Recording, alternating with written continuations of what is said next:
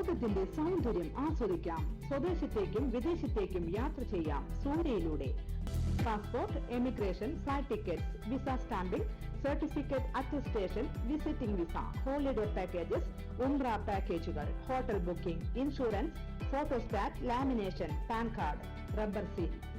Surya international travels and communications, Vadakkanchery, Chelakkara, Delhi, Dubai, ഇപ്പോൾ ആവങ്ങോട്ടുകരയിലും. Phone 9447268947 8056999614. നമസ്കാരം, എനി ടൈം ന്യൂസിലേക്ക് സ്വാഗതം.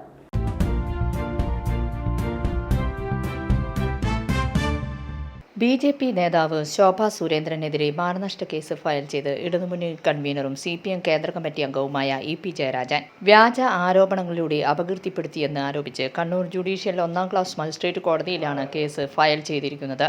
ഹർജി ശനിയാഴ്ചത്തേക്ക് മാറ്റി. BJPയിൽ ചേരാൻ ദല്ലാൽ നന്ദകുമാറിനൊപ്പം 3 തവണ BJP നേതാക്കളുമായി ചർച്ച നടത്തിയെന്നും ഡൽഹിയിലെ ഹോട്ടലിൽ വെച്ച് കൂടിക്കാഴ്ച നടത്തിയെന്നതുൾപ്പെടെയുള്ള ശോഭയുടെ വ്യാജ ആരോപണങ്ങൾ അപകീർത്തിയുണ്ടാക്കി.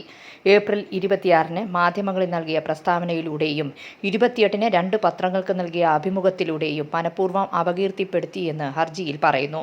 വ്യാജ ആരോപണം പിൻവലിച്ച് മാധ്യമങ്ങളിലൂടെ പരസ്യമായി മാപ്പ് പറയണമെന്നും അല്ലാത്തപക്ഷം സിവിൽ ക്രിമിനൽ നിയമ നടപടികൾക്ക് വിധേയരായി 2 കോടി രൂപ നഷ്ടപരിഹാരം നൽകണമെന്നും ആവശ്യപ്പെട്ട് ശോഭാ സുരേന്ദ്രൻ, KPCC അധ്യക്ഷൻ K. സുധാകരൻ, ദല്ലാൽ നന്ദകുമാർ എന്നിവർക്ക് EP വക്കീൽ നോട്ടീസ് അയച്ചിരുന്നു. ഇതിന്റെ തുടർച്ചയായാണ് കേസ് ഫയൽ ചെയ്തിരിക്കുന്നത്.